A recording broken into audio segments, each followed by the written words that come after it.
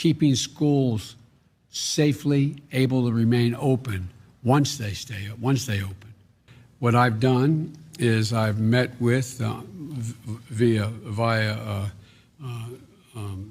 what I did this morning with the medical experts, and so we've worked out a protocol where how I get in the plane, what kind of plane I get on, how it's sanitized, how I engage people.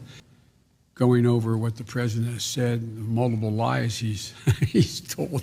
What I'd love to have is a crawler at the bottom of the screen, a fact checker, when we speak. If we really wanted to do something, I think that would make a great, great debate if everything both of us said was instantly fact checked by an agreed to group of people out there that we move forward.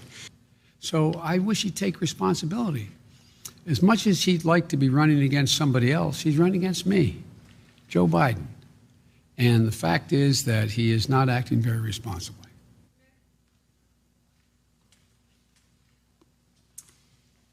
Mr. Vice President, you've outlined. I'm sorry. Where am I? Over here? Okay.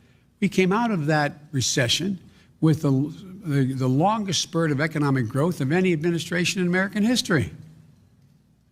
But these guys I don't see, and I could go on. Businesses. Why? Because the money didn't get to small businesses.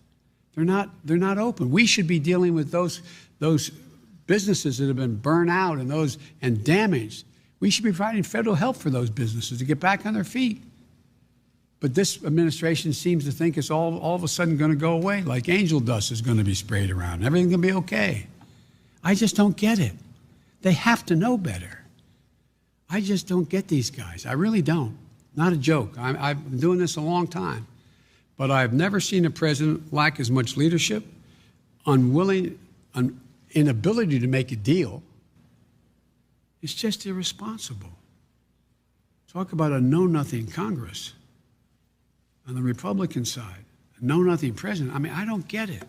I really don't get it. But it's going to change come January, God willing. Look what's happened in this COVID crisis so far. 100,000 people have died who were above the age of 65. 100,000 out of the 200 and some that have died. Or not 200 and some yet, it's 189 or whatever it is now.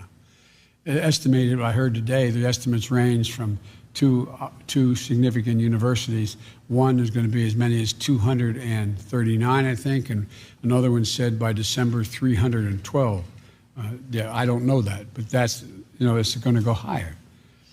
And so I just don't, I don't understand why it's a political problem. When I find these folks talking about my freedom, I talk about patriotism. Why do you wear a mask?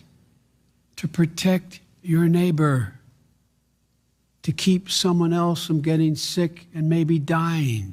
One more quick campaign question. You raised $364.5 million, your campaign in the DNC last month, record for a monthly haul, apparently. How are you going to spend it? You want to go to dinner? No. I tell you what, look, what I'm having to spend a lot of it on is to counter the lies that are being told, not just by the example of our power, but the power of our example. Thank you all so very much for taking the time. Thank you.